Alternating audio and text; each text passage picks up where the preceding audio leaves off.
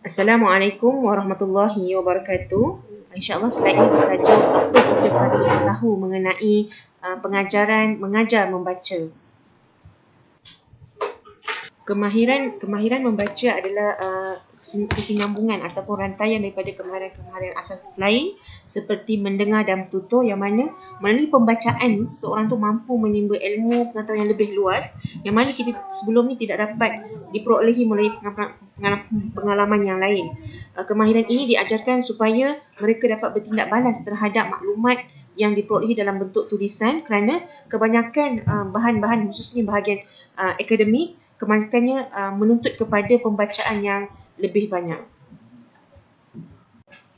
Konsep membaca ni ada beberapa konsep lah, antaranya bacaan intensif, yang mana bacaan intensif ni merupakan peringkat pelajar dapat mengembangkan kebolehan meneliti, memahami dan mentafsir apa sahaja bahan yang dibaca dengan tepat, dan kebiasaannya dikaitkan dengan bacaan pada teks yang pendek lah, yang mana bacaan intensif ni dia ada tujuannya kenapa konsep ni diperkenalkan, iaitu membolehkan pelajar membaca dengan baik, iaitu betul dari segi sebutan, intonasi, lancar dan tahu menggunakan tanda-tanda bacaan dengan baik.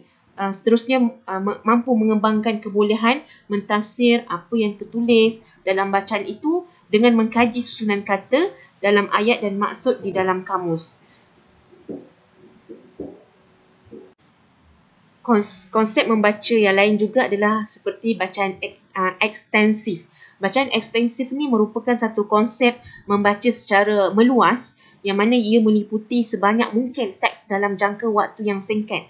Yang mana tujuan dia adalah menggunakan konsep membaca ekstensif ni untuk memahami isi-isi yang penting dengan cepat, dan ia merupakan aktiviti membaca yang berkesan. Antara kepentingan membaca ni dia ada 3. Yang pertama, dia merupakan perkara asas dalam mengembangkan bahasa, terutama bahasa kedua. Yang kedua, dapat mempelbagaikan cara memperolehi bahasa seperti macam tata bahasa dan perkataan dengan lebih baik. Kemudian yang ketiga, membekalkan kepada pembaca bahasa yang luas untuk tujuan akademik. Dalam membaca bahasa kedua, terdapat cabaran yang sering dihadapi pelajar dalam membaca bahasa kedua, yang mana sering menghadapi kesukaran apabila memperolehi abjad baru. Biasanya pelajar ni datang dari negara-negara yang berlainan bahasa dan simbol pada perkataannya, pada tulisannya, seperti Jepun, yang mana tulisannya sendiri mempunyai sistem yang tersendiri untuk difahami, begitu juga China dan negara-negara lain. Kalau kita lihat pada kajian tentang pemerolehan bahasa kedua ni, Jarvis dan Pavlenko 2007 menunjukkan bahawa terdapat salah faham tentang cara kanak-kanak mempelajari bahasa, yang mana pemerolehan bahasa kedua ni mengambil masa yang lama, lebih susah dan mencabar. Proses penguasaan ini juga dipengaruhi oleh pelbagai faktor. Antara faktor-faktornya mungkin termasuklah kepelbagaian budaya dan bahasa di sekolah. Jadi cara mengatasinya antaranya adalah dalam belajar membaca ni, terutama membaca pada peringkat awal lah, di peringkat rendah ataupun peringkat awal untuk menguasai bahasa kedua ni, ialah menggunakan kaedah medium gambar dan kad huruf. Kedua-dua medium ini mampu mengarahkan pelajar untuk lebih memahami pembelajaran yang telah mereka lakukan. Sebab medium seperti ini dia lebih menarik perhatian dan lebih menghiburkan. Jadi panduan mengajar membaca ni kepada tenaga pengajar maupun guru, yang pertamanya perlu menerapkan membaca berkali-kali lah. Pelajar tersebut perlu membaca berkali-kali. Yang kedua, membantu pelajar mempunyai pandangan yang sebenar tentang membaca bahasa kedua, yang mana dia memerlukan supaya tidak membawa pelajar tersebut kepada mudah putus asa dalam membaca bacaan bahasa kedua ni lah. Kemudian yang ketiga, membantu pelajar mengetahui latar belakang sesuatu maklumat yang diperlukan melalui perbincangan tajuk dan sebagainya. Kemudian membantu pelajar bagi mengetahui isi sesuatu tajuk itu dengan melakarkan atau memberi gambaran ringkas, supaya bila pelajar nak membaca untuk kali kedua, kali ketiga dan seterusnya, dia mendapat satu gambaran secara umum. Yang seterusnya menggunakan bahan berbentuk teknologi seperti internet, televisyen, DVD dan sebagainya, yang mana dia sambil menggunakan deria mata, deria penglihatan dan pendengaran, seterusnya membantu dia dalam membina kemahiran membaca tersebut, terutama terhadap tata bahasa.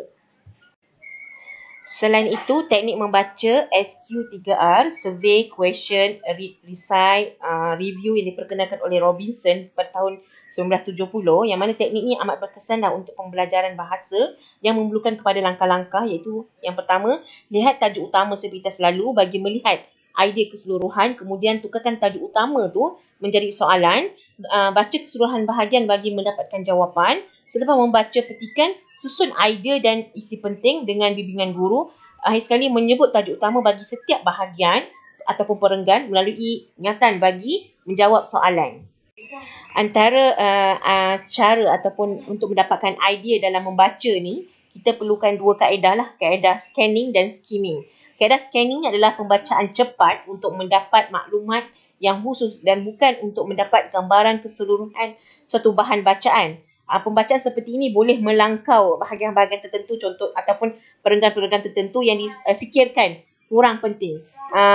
Ketika ni pembaca dia akan seolah matanya daripada atas ke bawah tu secara pergerakan laju daripada atas ke bawah. Dan pembacaan cara ini adalah lebih cepat daripada pembacaan cara skimming.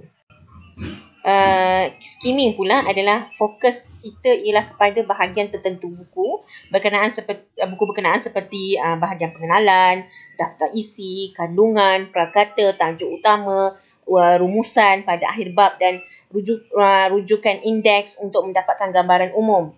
Adapun scanning dan skimming ni dia boleh dilaksanakan ataupun digunakan secara bersama.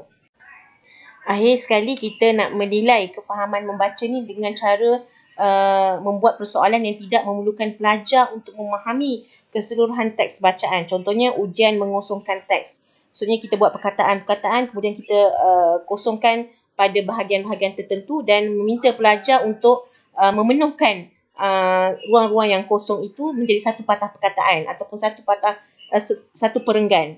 Dan selain itu juga seperti membaca resepi masakan, mencari harta karun, buat aktiviti guru terbaik tahunan dan sebagainya. Sekian, terima kasih.